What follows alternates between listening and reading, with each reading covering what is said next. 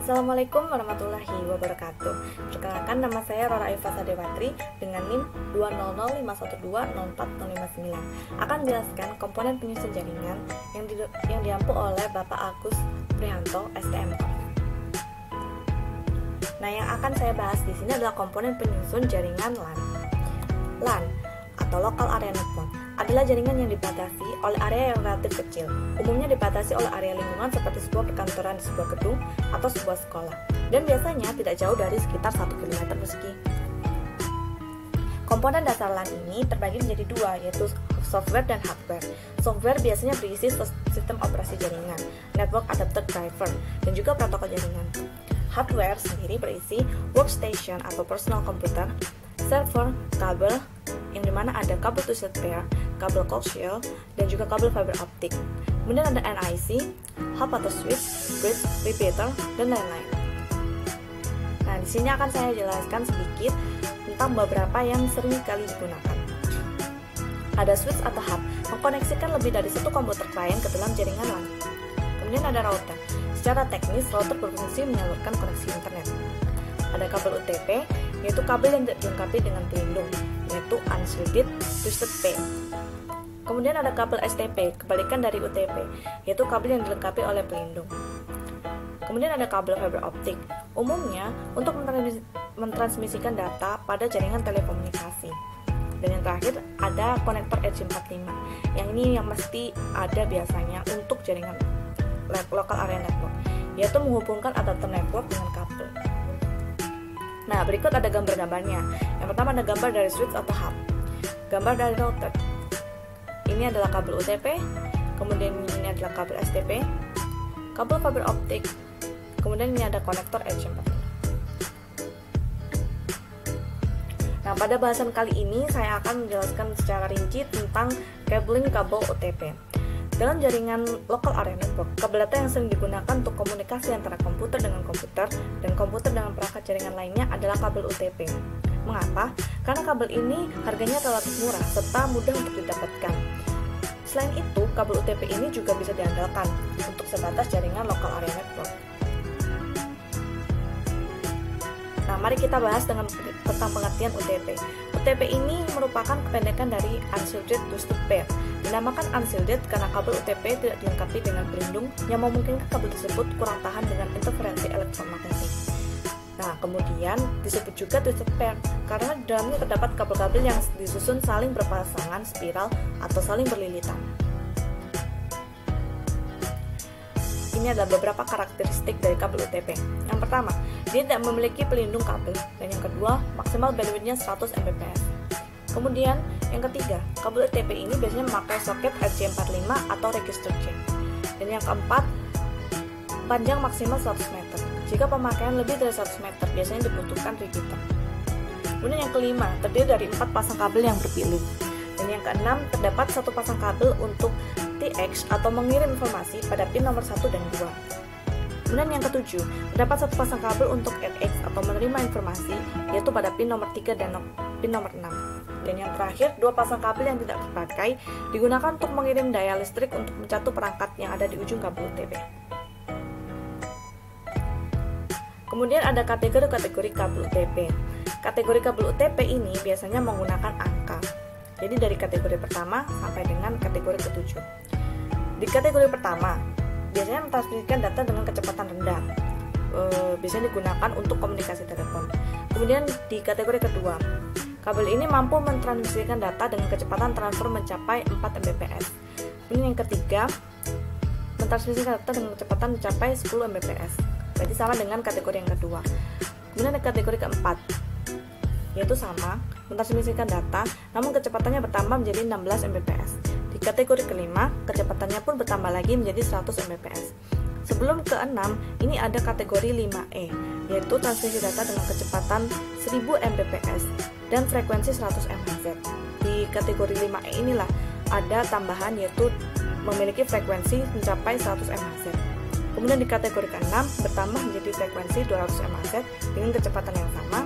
Dan di kategori ke-7, frekuensinya bertambah lagi menjadi 400 MHz dengan kecepatan 1000 Mbps. Kemudian ada jenis-jenis kabel UTP, yaitu jenisnya ada dua, kabel straight through dan kabel crossover.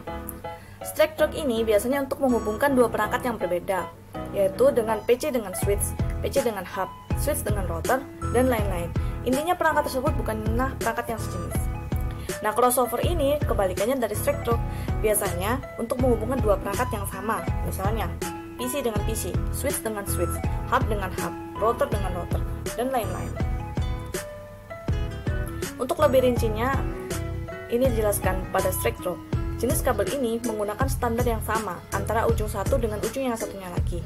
Jika pada ujung pertama susunan yang kita pakai adalah IA atau TA568A, maka pada ujung yang kedua kita harus menggunakan susunan yang sama pula, yaitu IA atau TA568A. Itu pun berlaku jika salah satu ujungnya kita menggunakan susunan IA atau TA568B.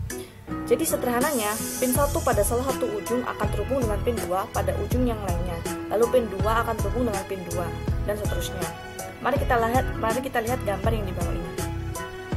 Ini adalah contoh penghubungan antara PC dengan hub.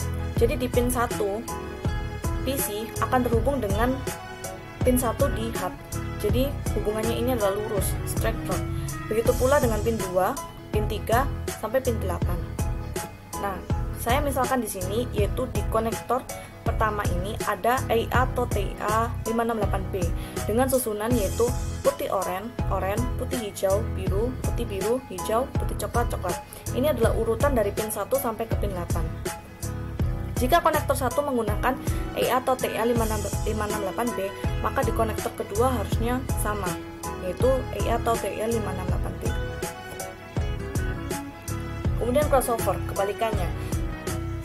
Jika pada ujung 1 menggunakan standar IA atau TA568A, maka pada ujung kedua harus menggunakan standar 568B. Nah, kita lihat di contoh gambar di bawah ini, yaitu menghubungkan antara PC1 ke PC2. Kabel yang menyilang merupakan kabel yang berfungsi untuk mengirim dan menerima data, sedangkan dua pasang kabel yang lainnya susunannya tetap. Jadi di sini kita lihat di kabel pin 1, kabel warna putih hijau. Kabel 1 berhubungan dengan di pin 1 PC1 berhubungan dengan pin 3 PC2. Kemudian di pin 2 PC1 berhubungan dengan pin 6 PC3. Nah, yang sama ini hanya dua pasang, yaitu pasangan biru dan juga pasangan coklat. Kita misalkan di sini yaitu konektor 1 menggunakan IA568B dengan urutan dari pin 1 sampai pin 8, putih oranye, putih hijau, biru, putih biru, hijau, putih coklat. Jika di konektor 1 ini sudah menggunakan susunan 568B, maka di konektor 2 ini harusnya susunan 568A, yaitu sama seperti sebelumnya, yaitu putih hijau, putih oranye, biru, oranye, putih coklat. Ini adalah susunan 568A. Nah, bagaimana sih cara pemasangannya? Pertama, kita harus menyiapkan alat dan bahannya. Untuk alat dan bahan ini ada 3 kategori yang penting yang harus kita siapkan. Yang pertama adalah bahan utamanya, yaitu kabel UTP dan jack RJ45.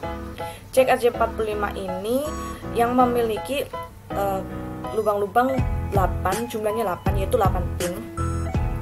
Kemudian kabel UTP. Dan yang kedua ada crimping tool yang digunakan untuk menjepit 8 kabel kecil dari UTP yang terpasang di jack RJ45. Dan yang terakhir adalah lamp tester, alat yang berfungsi untuk mentes hasil rancangan kita. Jika lampu menyala berarti kabel siap untuk digunakan. Bagaimana langkah-langkahnya? Yang pertama, kita potong kabel sesuai panjang yang diinginkan, kemudian beri sedikit space, karena kita perlu menyisakan sebagian panjang kabel untuk konektor. Yang kedua, kuliti kabel luar. Kita bisa menggunakan crimping tool atau menggunakan gunting untuk melakukannya. Namun harus hati-hati, jangan sampai kabel tembaganya terpotong. Kemudian luruskan 8 kabel tersebut sampai semua lurus. Urutkan sesuai urutan kabel, baik straight ataupun cross, dan maupun TA568A ataupun 568B. Setelah itu ratakan ujung kabelnya menggunakan crimping tool. Nah, setelah rata, urutan kabelnya benar, baru masukkan kabel tersebut ke dalam slot RJ45 sesuai dengan urutan susunan 568A atau 568B. Jepit konektor RJ45 menggunakan crimping tool, pastikan kita menekannya dengan kuat sehingga slot tertutup dengan rapat. Nah, lakukan 5 langkah di atas di sisi sebaliknya. Karena kabel itu kan mesti ada ada 2 ujung. Jadi ujung 1 dan ujung 2. Kemudian jika ujung 1 dan ujung 2 sudah terpasang RJ45-nya, lakukan tes menggunakan LAN tester. Jika semua lampu pada LAN tester menyala, itu berarti kabelnya siap untuk digunakan. Nah, untuk lebih rincinya kita lihat video simulasi yang saya buat dari aplikasi Ethernet Cable Termination Simulator.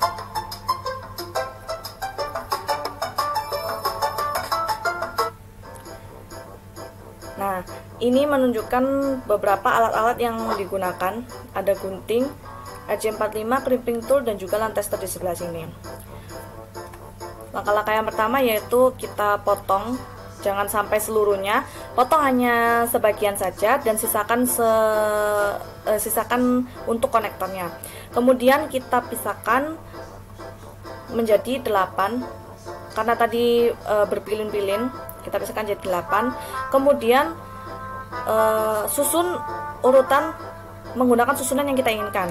Nah, yang pertama ini saya menggunakan susunan EIA atau TIA 568A, yaitu dari putih hijau, putih hijau, putih kuning, biru, putih biru kuning, oranye, putih coklat. Nah, setelah selesai semua, kita siapkan konektor RJ45-nya, kita pasang. Oh iya, jangan sampai ada renggang antara 8 kabel ini, karena jika ada renggang nantinya kabel ini tidak akan bisa digunakan. Nah, baru kita jepit dengan crimping toolnya, kemudian kita tes. Nah, ini tesnya berhasil, yaitu EIA atau TIA 568A. Kita akan coba menggunakan EIA atau TIA 568B. Kita gunting, kemudian kita susun. Setelah kita susun, kabel yang berpilin-pilin itu kita lepas, akan menjadi satu-satu, jadi jumlahnya ada 8. Kemudian kita susun 568B, yaitu dari putih oranye, putih hijau biru, putih biru hijau, dan yang terakhir putih coklat. Jangan sampai ada senggang, karena senggang antara 8 kabel ini akan menyebabkan ketidakberhasilan atau tidak bisa digunakan kabel tersebut. Kita susun sedemikian rupa dengan susunan EIA atau TIA 568B. Kemudian kita masukkan konektor RJ45-nya, lalu kita jepit dengan crimping tool, baru kita tes.